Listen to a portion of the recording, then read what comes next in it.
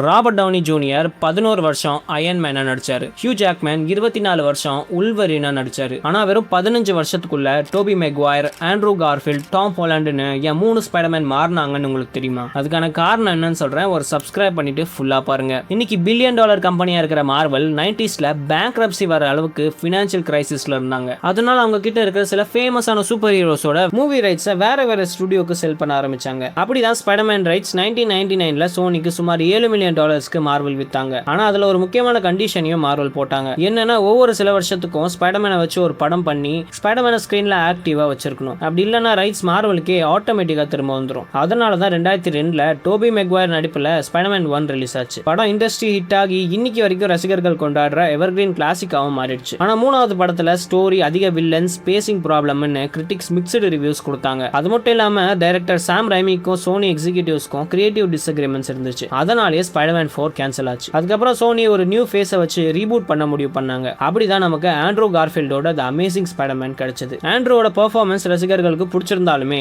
சில காமிக் ஃபேன்ஸ்க்கு இவர் காமிக்ஸ்ல வர அந்த ஷை, ஆக்வர்ட், ஸ்கூல் பீட்டர் பார்க்க மாதிரி இல்லைன்னு சொன்னாங்க. நீங்க பாத்தீங்கன்னா ஆண்ட்ரூ ரொம்ப ஹேண்ட்ஸமா 20ஸ்ல இருக்கிற மாதிரி தான் இருப்பாரு. பட் ஸ்பைடர்மேன் என்னவோ ஸ்கூல் போற ஒரு டீனேஜ் கேரக்டர் தான். அண்ட் அதுக்கப்புறம் தி அமேசிங் ஸ்பைடர்மேன் 2 வந்துச்சு. உலக அளவுல $700 மில்லியன் மேல இது வசூல் பண்ணாலுமே சோனி எதிர்பார்த்த அளவுக்கு அதுல பெரிய சக்சஸ் ஆகல. இன்னைக்கு அந்த படத்தை ரொம்ப பெருசா கொண்டாடினாலுமே அப்போ ரொம்ப மிக்ஸ்டு ரிவ்யூஸ் வந்துச்சு. அதனால சோனி அடுத்து என்ன பண்ணலாம்னு யோசிச்சுட்டு இருந்தாங்க. அதே நேரத்தில் மார்வலோட MCU பாக்ஸ் ஆஃபீஸ்ல ஹிட் மேல ஹிட் கொடுத்துட்டு இருந்துச்சு. மார்வலுக்கும் ஸ்பைடர்மேனை அவெஞ்சர்ஸ் கூட சேர்க்கணும்னு ஆசை. சோனிக்கும் மார்வல் கூட சேர்ந்தா பிசினஸ் இன்னும் பெருசாகும் தெரிஞ்சது. அப்படி 2 கம்பெனியும் சேர்ந்ததால தான் 2016ல கேப்டன் அமெரிக்கா சிவில் வார் படத்துல நம்ம டாம் ஹாலண்ட் ஸ்பைடர்மேனை இன்ட்ரோடியூஸ் பண்ணாங்க. பல ரசிகர்களுக்கு காமிக்கு க்ளோசஸ்ட் ஸ்பைடர்மேன் தோண வச்சது டாம் ஹாலண்ட் தான். அதுக்கப்புறம் homecoming, far from home, no way ஹோம்னு டாம் ஹாலண்ட் ஸ்பைடர்மேனோட பாப்புலாரிட்டி இன்னும் பெருசாகிட்டே போச்சு. ஆனா கடைசியில சோனியும் மார்வலும் சேர்ந்து ரசிகர்களுக்கு ஒரு பெரிய கிஃப்ட்டுமே கொடுத்தாங்க. ஸ்பைடர்மேன் நோ வே ஹோம்ல 3 ஸ்பைடர்மேன் ஆக்டர்ஸையும் ஒரே ஸ்கிரீன்ல கொண்டு வந்து தியேட்டரையே திருவிழாவா மாத்தினாங்க. இப்போ டாம் ஹாலண்டோட பிராண்ட் நியூ டேக்கு